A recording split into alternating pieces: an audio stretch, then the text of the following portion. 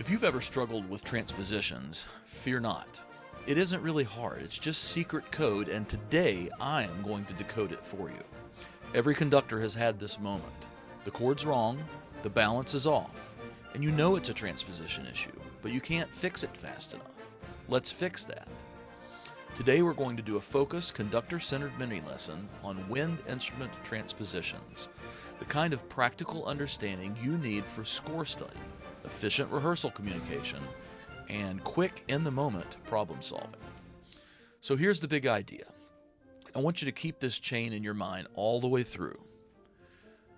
Written note goes to instrument, goes to sound, or concert pitch. So now conductors live in concert pitch. Players often and mostly live in written pitch. And the art, especially within the rehearsal environment, is translating between those two worlds without slowing the ensemble down. But first, why do we even transpose? Well, the simple answer is so different instruments can use familiar fingerings and still match the same sounding pitch. Any clarinetist wants their C to feel like C in the fingers, even though what we hear is not a concert C. That's not the problem, it's a system. Your job is to understand the system well enough that you can diagnose and communicate quickly. So in the next few minutes, we'll build a minimal framework that you can keep forever. Vocabulary, one conversion rule, the big 3 transpositions, and the octave traps that catch conductors in real scores. So today's targets, let me frame our goals, the way that I'd frame them in a graduate conducting lab. By the end of this short session, you should be able to do 3 things reliably. Number 1, define written pitch versus sounding pitch, and say which one you're dealing with at any moment. Second, recognize the common transposition families you encounter constantly in both band and wind ensemble repertoire: B-flat instruments, E-flat instruments, and F horn.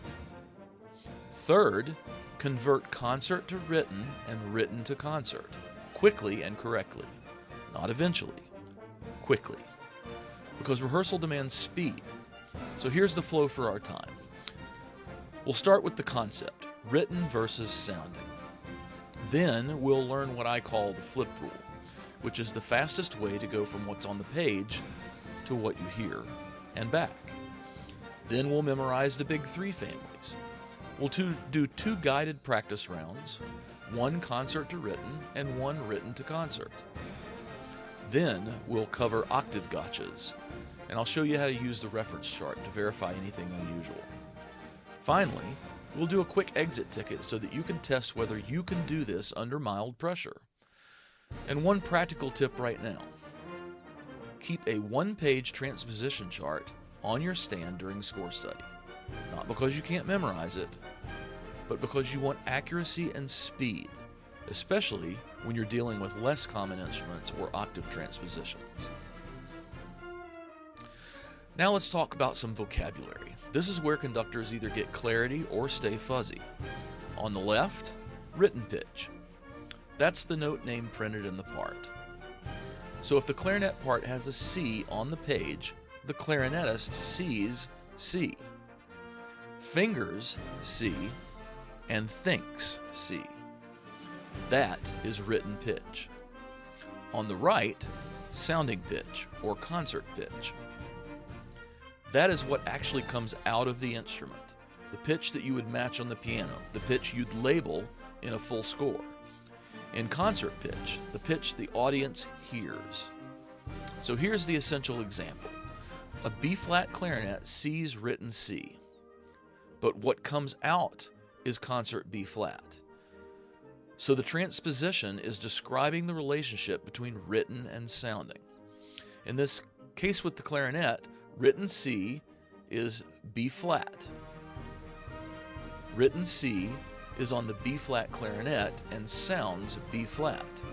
And the interval description is it sounds down a major second from what's written. So I want you to notice something about that statement. It's not magic. It's simply an interval. If you can name the interval relationship, you can do the transposition. So I'm going to say a phrase that I use constantly with conductors. When the instrument sees C, it sounds its name. In other words, you don't need a chart for everything, though a chart helps.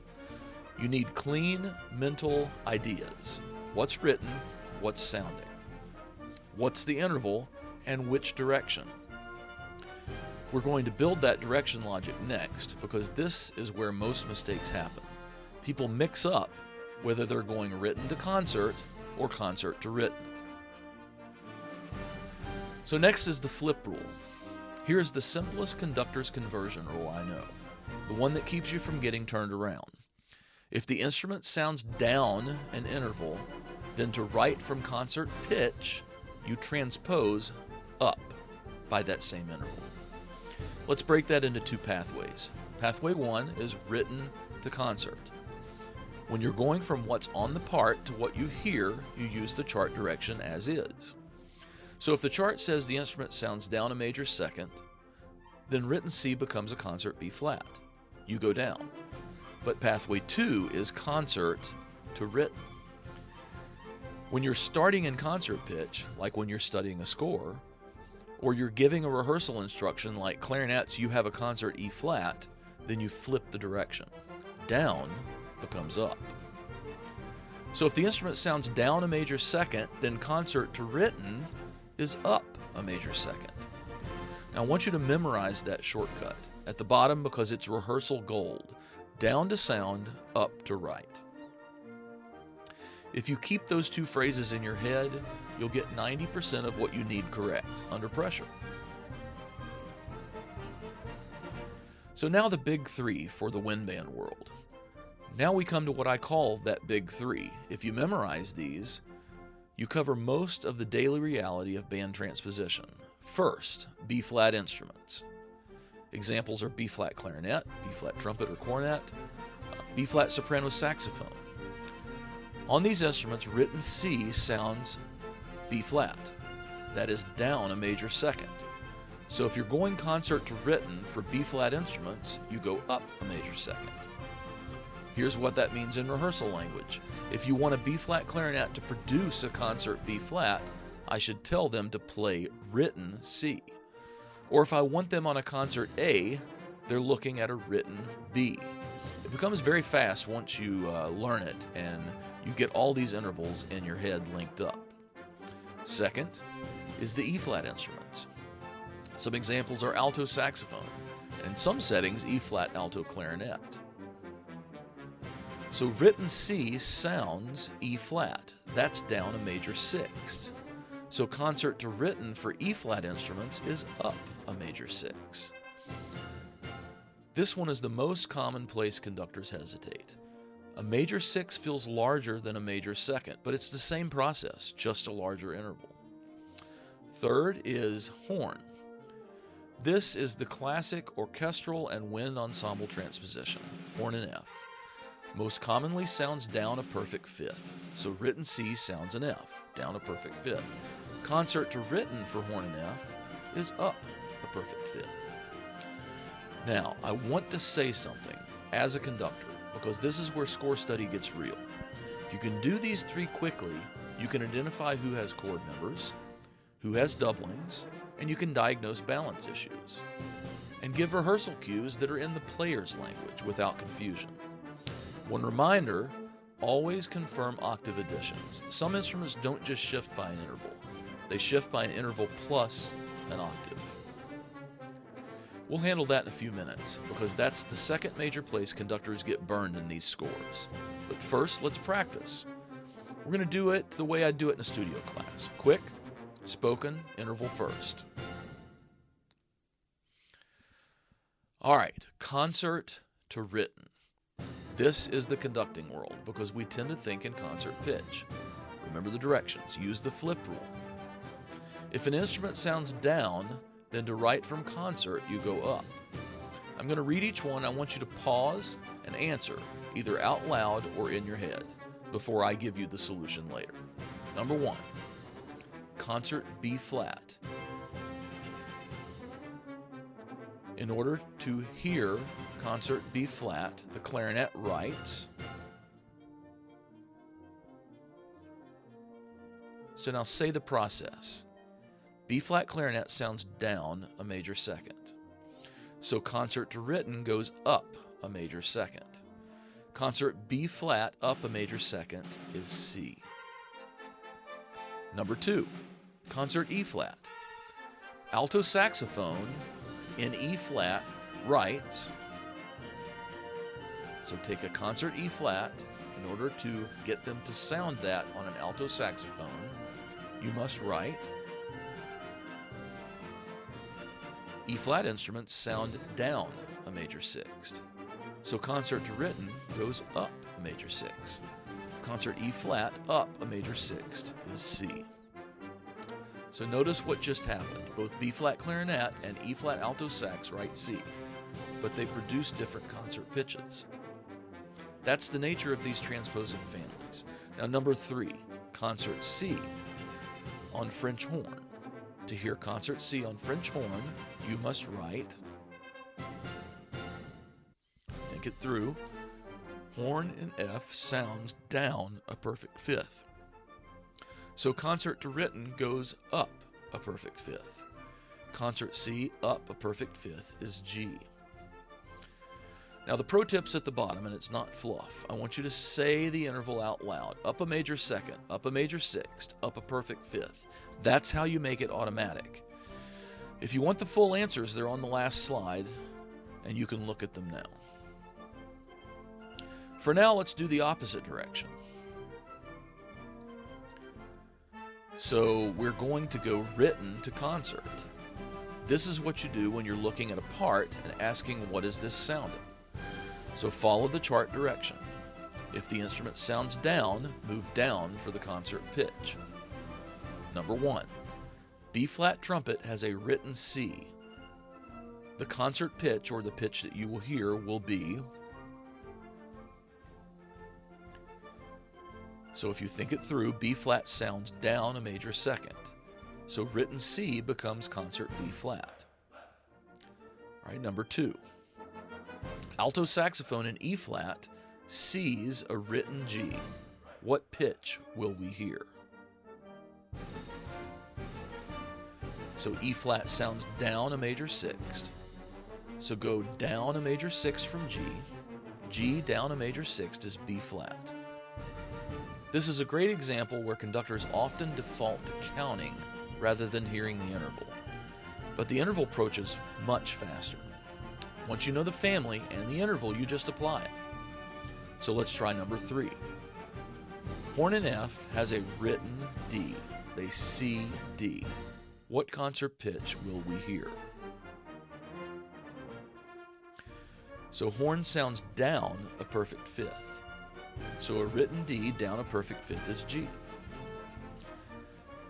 I want you to try the suggestion on the slide. Do number 2 and 3 without writing anything down. This is exactly what you need for rehearsal efficiency. Quick interval thinking. So now some gotchas. This is where you can be right on note names, but wrong in register and voicing. First category, octave plus interval instruments. These are the real traps because the note names move by the familiar family interval, but the sounding register is displaced by an octave as well. So tenor sax sounds down a major ninth. That's an octave plus a major second. Bass clarinet also sounds down a major ninth. Baritone sax sounds down an octave plus a major sixth. So if you're score studying chord spacing and you forget that the bari is displaced by an octave, you can misjudge register and balance dramatically. So now the second category, pure octave transposers. These show up constantly and they matter in orchestration and voicing. Piccolo sounds up an octave. Bass flute sounds down an octave. Contrabassoon sounds down an octave. Xylophone sounds up an octave. Bells or crotales sound up 2 octaves. So here's the conductor takeaway. When you're voicing chords, octave transpositions can make the chord look normal on paper, but sound radically different because the register is different. So your mental model should always include note name and register. On this slide you have a summary chart from Frank Battisti. This is the kind of chart I recommend keeping close during score study, especially when you encounter less common instruments. Here's how I'd like to use it in real life. 1. Identify the instrument. 2. Find the transposition statement. Does it sound down a major second, down a major sixth, down a perfect fifth? Or is there an octave also involved? 3rd, decide your direction, written to concert or concert to written. 4th, apply the flip rule if needed. The goal isn't to become dependent on the chart. The goal is to be accurate at speed, especially when you're prepping repertoire with unusual doublings or extended instrumentation. So let's close with a quick exit ticket. 3 fast checks. If you can do these immediately, you're in good shape. For most band transposition needs, the first question is B flat clarinet, written C sounds as, that's a concert B flat. Number 2, concert F, horn in F reads, remember, horn sounds down a perfect fifth, so concert to written goes up a perfect fifth. Concert F up a perfect fifth is C. Number 3, name one octave transposer. Piccolo up 1 octave, contrabassoon down an octave, xylophone up an octave, bells or crotales up 2 octaves. Now here's your recap phase. This is the thing I want living in your head in rehearsal. Down to sound, up to right. Say that again. Down to sound, up to right. And also memorize the big 3. B flat sounds down a major second. E flat sounds down a major sixth. F sounds down a perfect fifth. If you pair this deck with a 1-page handout, you can turn this into a very efficient warm-up exercise for your own score study. A few conversions per day until it becomes reflexive. And that wraps up basic interval transposition. If you practice these day in and day out, a few a day, you will inevitably become very quick with this, and reading a score that is written, transposed, will be as easily as sitting at the piano and reading concert pitch music. I hope you've enjoyed this, and I would ask that if you wouldn't mind to hit like and subscribe.